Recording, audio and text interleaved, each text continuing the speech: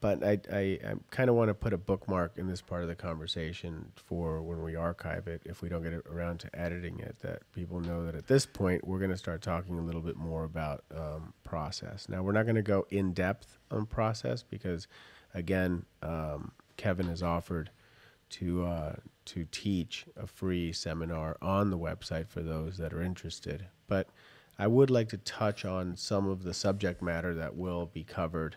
At least just briefly touch on some of the subject matter that's going to be covered in the seminar, Right. so that we can create some awareness about it. Sure. And if as an opener, let's talk about the story. Let's briefly talk about concept one more time because it is such an important component. Mm-hmm. And then, what is it that makes a story good? Well, the last part just- of what you said, the last part of what you asked is, of course, subjective. Of course, but I am talking about universality. Sure. From a process standpoint, what makes something good is that every layer of it is as developed as fully as possible. And when I know I've used that term a lot tonight, what I mean is that you have done everything you can to squeeze every single ounce of entertaining whatever out of that idea, out of that component of the script, whatever the case may be. I don't know, does that answer your question about what good is? Well, no, I think I was kind of baiting you. Good is universality. God, man, all night long being baited. Good is universality. Did you do this to the other guests too? Yes, Did you bait them? I am. Baiter, a master. Oh, no. Oh. Actually, no, go for it. I mean, No, I'm the one. By the way, everybody, I was a real pain in the ass about doing this interview, and I sort of put Andreas through the ringer at least the first few times we talked about it. And one of the things I talked about was how I just kind of wanted to be myself, and sort of anything goes. So if you want to talk about masturbator, go for it. Hey, It's my interview. Talk about whatever you want, man. Kevin, how does this enter into the writing process? Never mind. All right. So, universality. What to make the story universal, make sure that it transcends just whatever a limited group of people. Right? Right. Well, what makes for? Do you have a recipe or no? There's no formula. Look, what makes a story universal? What makes a story universal? Gosh. Well, I mean, I can go through the list. Just spitball a list with you.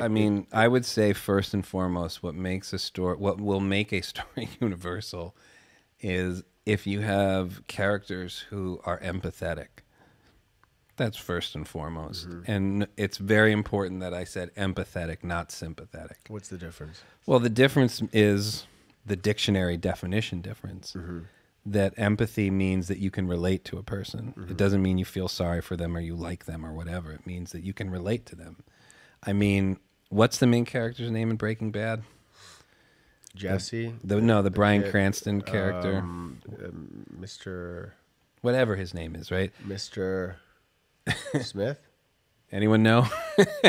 Pipe in. Mr. White. Mr. White. Okay. He's not... Walter White. Walter White. And this is part of the reason why that's such a fascinating show. And it feeds into what we were talking about earlier about how the cable networks can take more risks. He's not a sympathetic character. He does a lot of bad things, that guy. But we can empathize with him. We can relate to his struggles. Because, I mean, now it's been a while since I've watched episodes of that show, and admittedly, I haven't kept up with the latest season. Oh, we just did something. Whoops. Technical difficulties. Okay.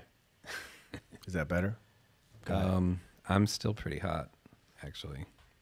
And I don't mean that in any other way than to mean that I'm loud. What about now? Still... way more. There. That's fine. I mean, anybody can pipe in. Do I sound a lot lighter, a lot louder, or a lot softer? Now I hear nothing, but now it's back. Okay, good. Let's just keep going. Yeah, go ahead and pipe in if if we're too loud or too soft or whatever. Where were we? Walter White? Yeah, empathetic characters. Yeah, I mean, you can relate to him. You can relate to, didn't he start with he thought he had cancer or something, and and he was in a desperate situation because he wanted to, he wanted to be able to provide for his family when he was gone. I mean, we can all relate. We can all relate to that sort of sentiment, Sorry, I got stuck in technical world. That's fine. Trying to figure out what it was that happened over here. I'm going to trust our audience that if they can't hear us, it will show up in the chat. So Okay. I'm assuming we're okay now. Oh, well, then we got to figure out what we did. Thank you so much, Celine. Thank you for listening. Okay, so just talk briefly about story components. So concept being one. What's theme? Well, theme is one of those loaded words that means a lot of different things and certainly can mean slightly different things in different contexts. But and again, since we're talking about process, I'm going to answer that question from a process standpoint. As a development tool for writers, I'm sorry. Okay, go ahead. I hear all the changes, so it's funky. As a development tool for writers, the most effective way to think of theme is as the meaning of your main character's journey. Think of them as sort of reflections of each other or metaphors for each other. Your theme is the message that is delivered because your main character got from point A to point B. That meaning. That's what I would say theme is. As something to think about as a development tool, as a writer, as you're developing your idea. That's what theme is. Okay, so we have concept, theme. Well, theme is part of concept, though. Okay. I mean, it's just one, it's all concept. Okay. Right?